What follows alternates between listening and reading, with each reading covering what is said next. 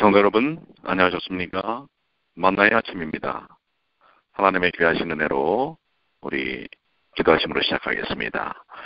하늘에 계시는 사랑이 많으신 아버지 하나님 감사합니다. 주님의 귀하신 은혜가 우리 사랑하는 모든 성도들을 오늘까지 지켜주시고 인도하여 주셔서 감사합니다. 오늘도 성령께서 함께하여 주셔서 저희들 말씀을 통해 하나님의 귀하신 은혜를 경험하게 하여 주시옵소서. 우리 주님 예수님의 이름으로 기도드리옵나이다. 아멘. 여러분들 그동안 안녕하셨습니까? 새벽 기도를 통해서 이렇게 다시 만나뵐 수 있는 것을 하나님께 감사드립니다. 자, 오늘은 제3기 3과 뜻밖의 선교사입니다. 뜻밖의 선교사.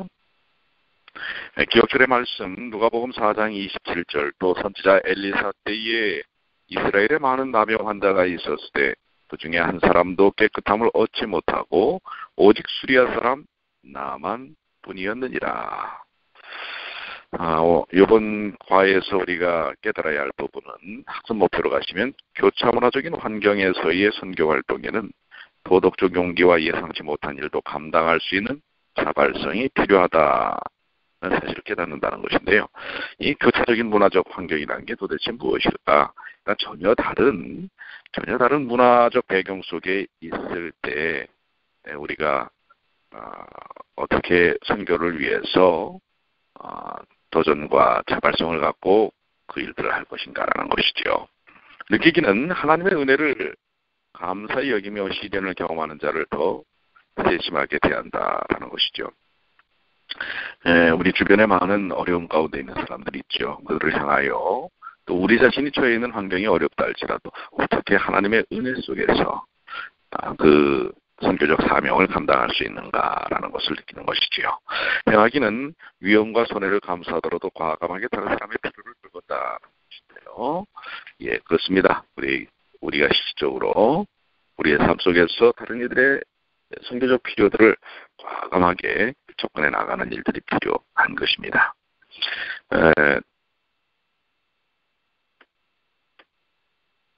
잠깐만 기다려 주십시오.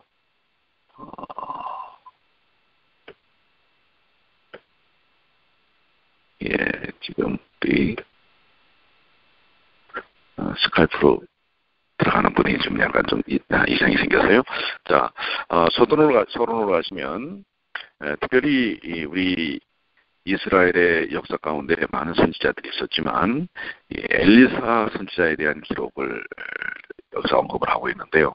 엘리사 선지자와 예수님의 사역 사이에는 그 사역의 유사성이 아주 매우 흥미롭다고 하는 것입니다. 죽은 자들을 일으키고 나병 환자가 정결케 되고 적은 양의 음식으로 굶주린 자를 먹이는 이런 엘리사의 사역과 예수님의 사역이 아주 유사성이 있고 흡사한 점들이 있다고 하는 것을 볼 수가 있습니다. 특별히 그러한 가운데서 여러 가지 이적과 기적 가운데 나만의 치유에 대하여 이번 과에서 다루고 있지요.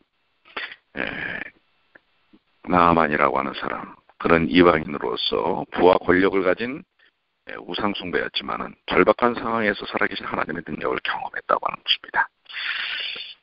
그런데 이러한 경험이 바로 예상 밖의 아주 뜻밖의 선교사의 증언을 통해서 시작이 됐다고 하는 것인데요. 이것은 오늘날 다문화적인 사회 속에 살고 있는 우리들 또 우리 주변에 있는 사람들에게 우리의 역할이 어떠할 수 있는지 시사하는 바가 있다고 하는 것이죠. 자, 우리 첫째 날 모든 것을 가졌으나라고 하는 것인데요. 교훈으로 내려가시면 모든 것을 가졌지만 질병으로 인하여 하나님께 마음문을 열었던 나만처럼 세상에는 하나님의 도움을 찾는 사람들이 많다라는 것입니다. 네, 그렇습니다. 나만은 하나님을 모르던 사람입니다. 그러나 절박한 삶의 문제를 통해서 근본적으로 그 문제를 해결해 줄 수 있으신 하나님의 도움의 손길이 필요한 이들이 이 세상에 얼마나 많이 있는지 모릅니다. 특별히 여기 나오는 나만은 그야말로 아람이라고 하는 큰 나라의 군대 장관이었죠. 아주 높은 자리에 있는 사람이고요. 크고 존귀한 자라고 하는 것이고요. 용사였다고 하는 것입니다. 그는 군사적인 문제뿐만 아니라 사회 종교적인 문제에 있어서 왕의 오른팔과 같은 그런 아주 높은 위치에 있는 권력자였다는 사실이죠. 그런데다가 그는 아주 부자 거부였다고 하는 것이죠. 그런데 그러면 뭐합니까?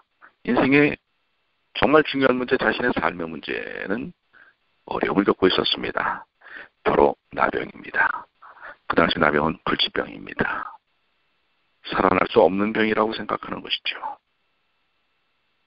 그러기에 그가 가졌던 모든 것들이 정말 오히려 더 그의 삶을 초라하게 만들어버릴 수밖에 없는 것이었습니다.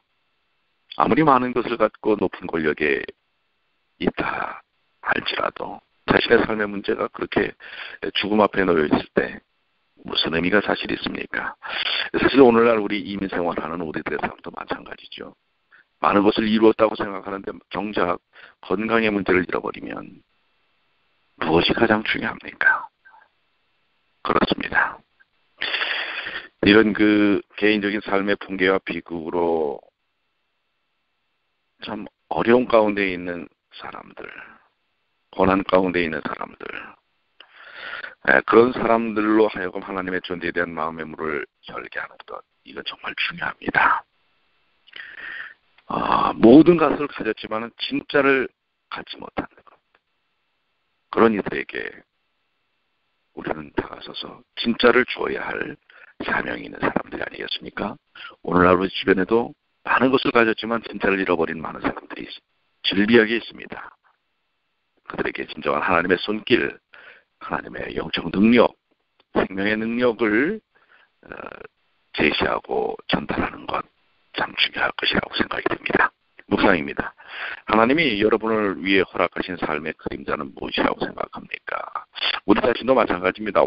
완벽한 만족과 행복을 누리는 사람은 없습니다. 심지어 모든 것을 소유한 것처럼 보이는 사람들에게도 스스로 해결하지 못하는 어두운 그림자가 있다는 것이죠. 그래서 우리는 그럴 때 정말 삶의 중요한 부분을 알아야 합니다. 바울은 고린도후서 12장 9절 약한 데서 온전하여진다라고 고백합니다.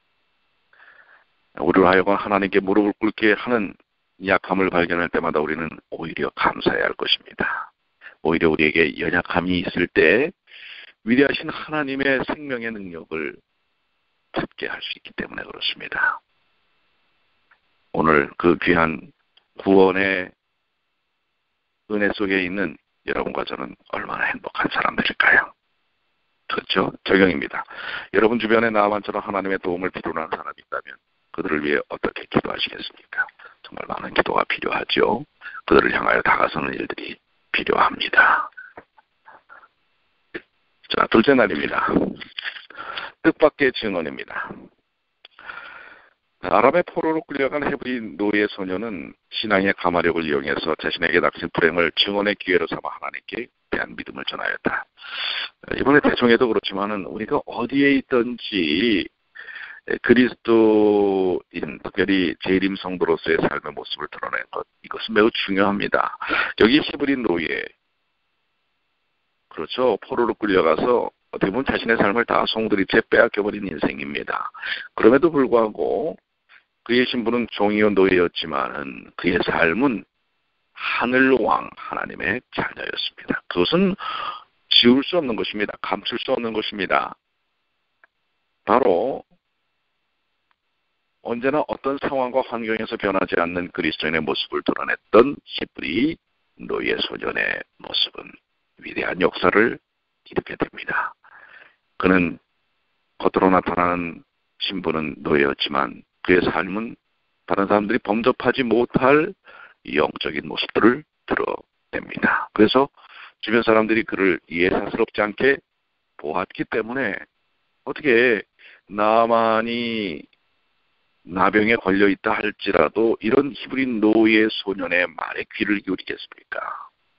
그만큼 평상시 그가 가졌던 가마력이 있었기 때문에 그 히브리 노예 소년의 증언, 뜻밖의 한마디가 그들의 삶에 크게 영향력을 미치게 되는 것이죠.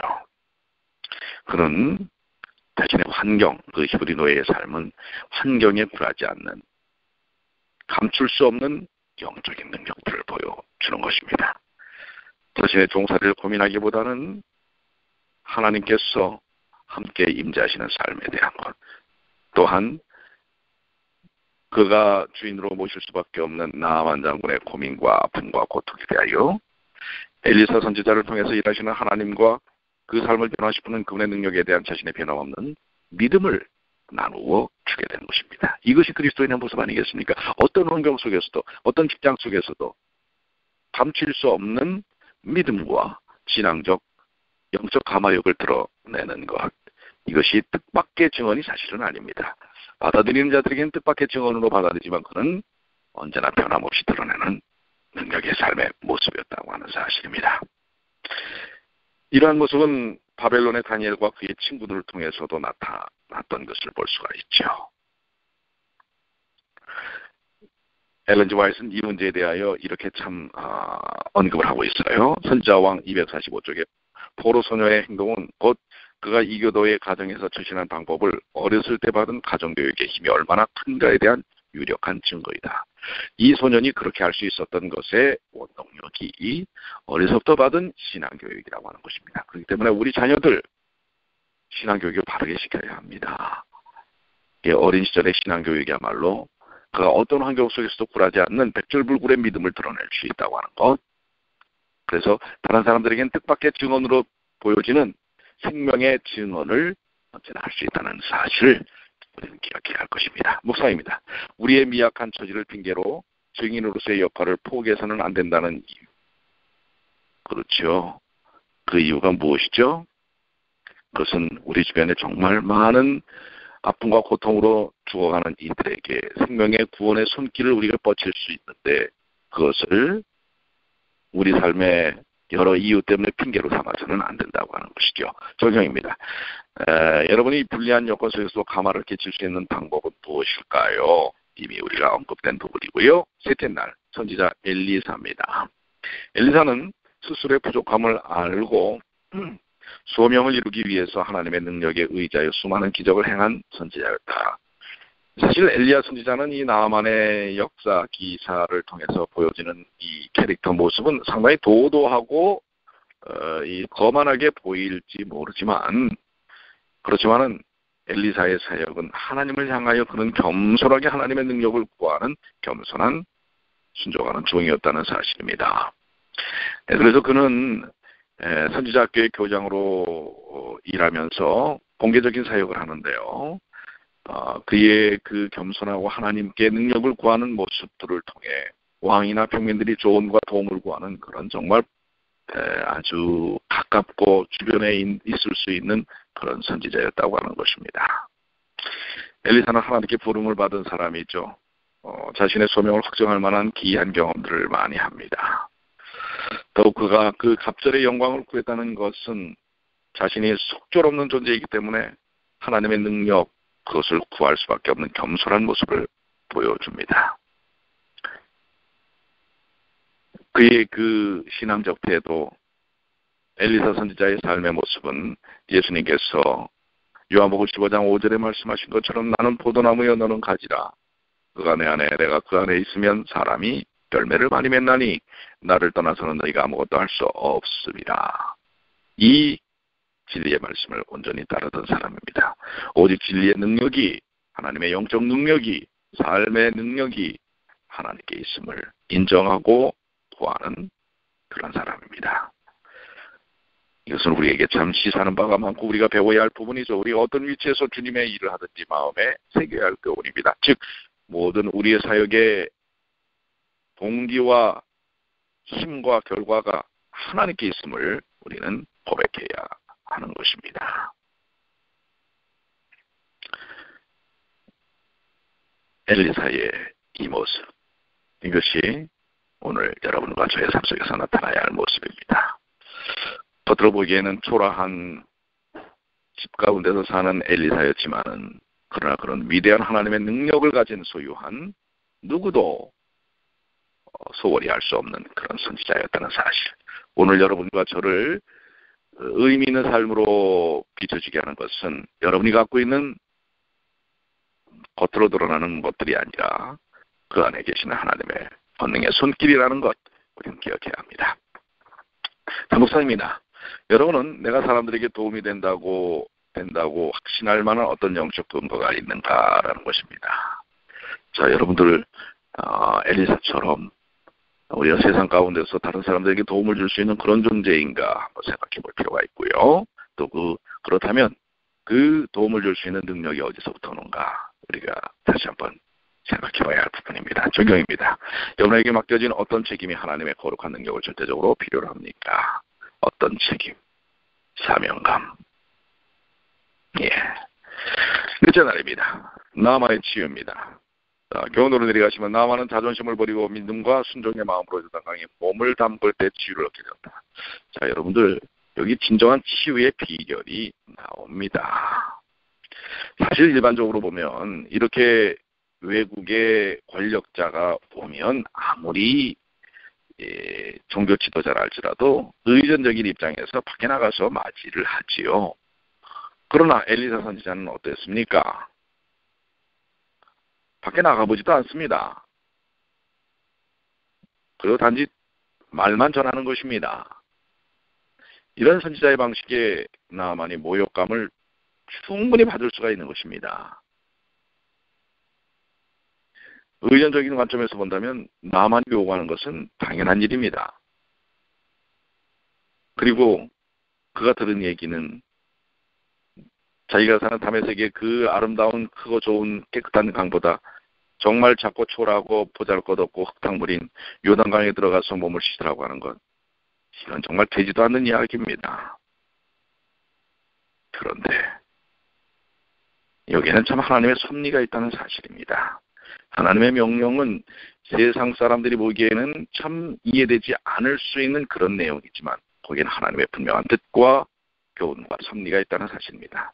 여기 치유의 과정에서 드러나는 것 첫 번째는 이스라엘의 하나님의 참 선지자가 있었다는 사실입니다. 즉 인간적 논리에 의한 것이 아니라 하나님의 선택하심과 하나님의 이끄심 속에 모든 것이 이루어지는 하나님의 선지자가 있었다는 사실이고요. 둘째는 하나님의 믿음의 순종에 보상하신다는 사실을 드러낸다고 하는 것입니다. 즉 놀라운 기적의 역사 속에는 믿음을 통해서 이루어진다는 것입니다. 그 어떤 권력이나 인간적 이성과 판단과 과정 속에서 이루어지는 것이 아니라 하나님께서 말씀하신 말씀에 대한 믿음의 순종 속에서 나타난다는 사실을 분명히 보여주는 것입니다. 자, 이러한 상황에서 나만이 어떻게 했습니까? 좀 마음은 참 좋지 않았겠지만은 그러나 그는 갈급함이 있었습니다. 사실 자존심을 굽히면서까지 자기 집에 평상시 관심을 기울일 수 없을 존재인 노예 소년의 이야기를 듣기까지 하고 오지 않았습니까? 그리고 여기 와서 이런 천대를 받기까지 합니다. 그렇지만은 나아만은 그 일을 합니다. 왜요? 절실했기 때문에 그렇습니다. 갈급했기 때문에 그렇습니다. 오늘 우리의 삶의 문제에 대하여 절실하고 갈급할 때 우리는 진정한 해결자이신 하나님께 나가야 합니다. 그리고 치유를 얻기 위한 전제 조건은 무엇입니까? 믿음과 순종입니다. 이것은 우리 온 그리스도인들이 가져야 될 삶의 모습이고 또 세상 가운데서 하나님을 알지 못하는 이들이 구원받는 방법입니다. 믿음과 순종입니다. 자아를 굴복시키고 하나님의 뜻에 순종하여 시뻘건 요단강에 7번 몸을 담고자 하는 그의 믿음, 순종. 자신의 다른 권력이나 공과나 행위가 아니라 그저 말씀에 대한 믿음과 순종이 그에게 치유의 역사를 줍니다. 오늘 그렇습니다. 오늘 우리가 주님에 대한 말씀에 대한 믿음과 순종, 그것만이 우리를 구원케 한다는 사실을 기억해야 합니다. 이것은 그동안 예수님을 알지 못했던 사람들이라 할지라도 하나님 말씀에 대한 생명의 말씀에 대한 믿음과 순종이 그들을 구원한다는 사실. 이것은 보편적 진리요 누구에게나 해당될 수 있는 너무도 귀한 진리라는 사실을 우리는 기억해야 할 것이고 또 그런 사실을 전해야 할 것입니다. 목사님입니다. 로마서 6장 4절로 11절을 읽고 나만 이야기의 영적 교훈을 묵상해보라고 하는 것인데요. 이 침례의 의미입니다. 우리가 그의 죽으심과 바여 침례를 받음으로 그와 함께 장사되었나니. 그렇습니다. 우리가 생명을 얻은 것 그분의 십자가의 능력이요, 부활의 역사 속에서 이루어진 것이라는 사실을 기억해야 합니다. 오늘 우리가 이 땅에서 이 이민자로서 살 때 삶에 대한 모든 축복들은 바로 이런 말씀에 대한 믿음과 순종 속에서 이루어지는 것입니다. 인간적인 방법으로 해결하려고 하는 것이 아니라 하나님의 방법과 하나님의 뜻, 하나님의 역사심을 의지하고 따르는 것이라는 것, 마음속에 새겨야 할 것입니다. 적용입니다. 여러분이 지금 믿음과 순종으로 해결해야 할 문제는 무엇입니까? 한번 좀 살펴보시고 정말 믿음과 순종으로 그 일들을 해결하시게 되길 바랍니다. 자, 다섯째 날 새 신자입니다. 나만은 자신이 받은 치유가 어떤 노력의 대가가 아니라 유일하신 하나님의 은혜의 선물이라는 사실을 배워야 했다. 그렇습니다. 복음의 놀라운 역사 속에서 나타나는 것은 그것입니다. 바로 자신의 공과나 자신의 행위에 대한 어떤 결과가 아니라 하나님의 전적인 은혜의 선물이라는 사실입니다. 자, 여기 바로 나아만이 보여준 태도. 그는 새 신자가 되었죠. 이제 정말 그런 말씀에 대한 믿음과 순종을 통하여 치유를 받고 하나님의 백성이 됩니다. 그가 치유를 받은 후에 바로 다메섹으로 돌아갈 수도 있지만 그는 그렇지 않았어요. 어떻게 했어요? 여기에 성도의 삶이 나옵니다. 감사를 표현하기 위해 선지자의 집으로 돌아와서 이제는 뭐예요? 엘리사를 만나게 됩니다. 엘리사가 왜 그럼 미리 만나지 않았을까요? 아마도 엘리사는 자신이 먼저 만나서 어떤 일들을 하면 자칫 하나님의 영광이 자신에 의하여 가려질까 생각할 수 있었던 것입니다. 엘리사의 어떤 모습이 중요한 게 아니라 엘리사를 통하여 전달된 하나님의 말씀이 중요한 것입니다. 그렇습니다. 목사가 중요한 게 아닙니다. 목사가 저는 하나님의 말씀이 중요한 것입니다. 그렇다고 여러분들 목사를 무시하라는 얘기는 아니지요. 본질이 무엇인지를 우리는 이해해야 한다는 사실입니다. 바로 그것을 나아만은 경험하게 되는 것입니다. 그래서 그는 이 구원에 대한 기쁨을 감사로 표현합니다. 여러분들 아시죠? 묻는 10명의 문둥병자 중에서 9명은 다 돌아가고 1명만이 돌아와서 하나님께 영광을 돌린 예수님의 기적의 역사에 대하여 이야기하고 있지 않습니까? 참다운 성도들의 삶의 모습 속에서 나타나는 진정한 구원의 기쁨은 무엇입니까? 감사로 드러나는 것입니다. 그래서 여러분들 매주 감사하십시오. 매일매일 감사하십시오. 감사의 삶이 얼마나 중요한 줄 아십니까?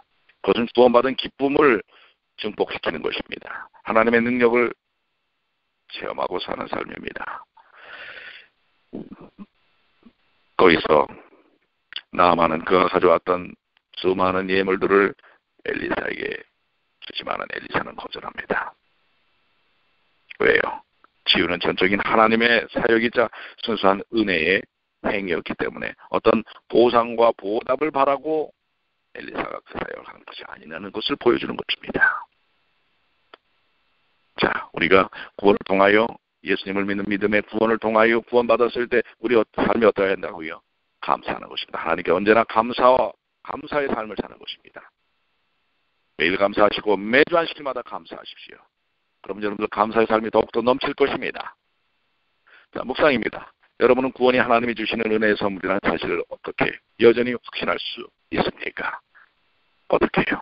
삶을 통해서 경험되어지는 것입니다. 적용인데요. 새신자가 하나님의 은혜를 은혜답게 느낄 수 있도록 돕는 방법은 무엇일까요? 한번 여러분들이 삶을 통해서 새신자들, 주변에 우리 새신자들이 있지 않습니까? 새신자들이 하나님의 은혜를 은혜답게 느낄 수 있도록 여러분들이 어떻게 도움을 될까요? 한번 여러분들이 생각하시고 또 접근해 보시길 바랍니다. 자, 뜻밖의 선교사. 이 정말 히브리 노예 소년의 뜻밖의 증언 한마디가 정말 한 나라의 군대 장관, 국방장관, 그의 삶을 완전히 변화시킵니다. 그 영향력은 그 온 나라 가운데 얼마나 크게 영향력을 미쳤을까요? 근데 어디서부터 시작됐다고요? 전혀 선교사 교육을 받지 않은, 선교사 임명을 받지 않은 히브리 노예 소년을 통해서 이루어진 것입니다. 여러분과 저는 뜻밖의 선교사가 되어야 할 것입니다. 여러분 선교사 교육을 받았습니까? 교육받지 않으면 선교사가 아닙니까? 이미 여러분들은 구원의 기쁨을 얻은 사람들입니다.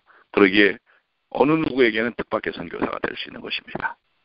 오늘 뜻밖의 선교사로서 뜻밖의 증언을 하고 사시는 주님의 귀한 자녀들이 되시길 바랍니다. 여러분은 선교사입니다.